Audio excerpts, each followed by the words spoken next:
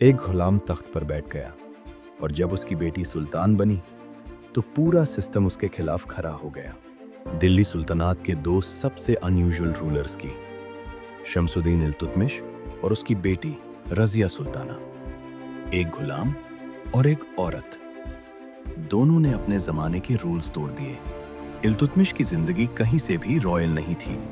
वो गुलाम था, और सिर्फ गुलाम नहीं, गुलाम का भी गुलाम। लेकिन जहां ज्यादा लोग सिर्फ हुक्म मानना सीखते हैं, इल्तुतमिश ने हुक्मरानी सीख ली। Stay close. The market is full of eyes. Yes, father, I am ready. बुद्दीन Aibak के बाद जब दिल्ली सुल्तनात अनस्टेबल थी, इल्तुतमिश ने पावर संभली और पहली बार सुल्तनात को स्ट्रॉन्ग फाउंडेशन दी। इसीलिए हिस्टोरियंस उसे दिल्ली सुल्तनात का रियल कंसोलिडेटर कहते हैं।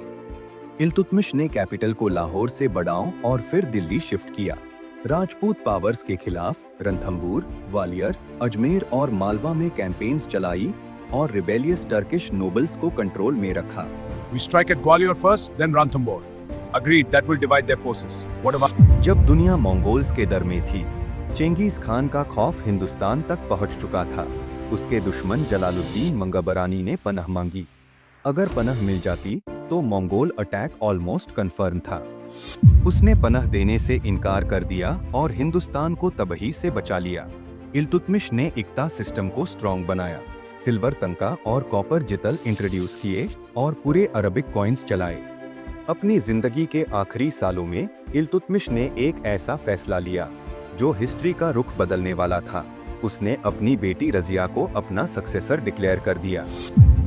उस जमाने में यह फैसला शॉकिंग था। 1236 में रजिया सुल्तान बनी। वो सिर्फ दिल्ली की रूलर नहीं थी, वो मिडीवल इंडिया की पहली मुस्लिम वुमन रूलर थी। उसका रूल सिर्फ साढ़े 3 साल का था, लेकिन उसकी कहानी सदियों तक जिंदा रही। रजिया ने पर्दा सिस्टम को रिजेक्ट किया। वो मर्दों के कपड़ों में हाथी पर बैठकर पब्लिक दरबार करती थी।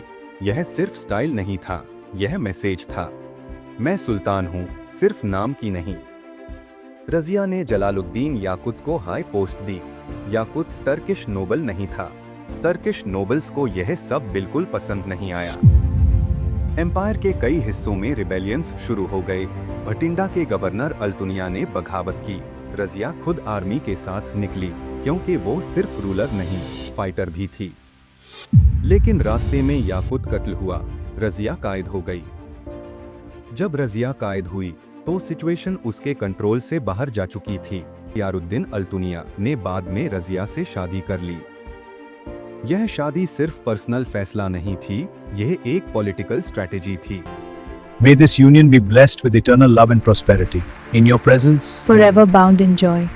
रजिया और अल्तुनिया ने मिलकर दिल्ली का तख्त वापस लेने की कोशिश की, लेकिन टर्किश नोबल्स पहले ही बहुत स्ट्रॉन्ग हो चुके थे। रजिया और अल्तुनिया दोनों कत्ल कर दिए गए।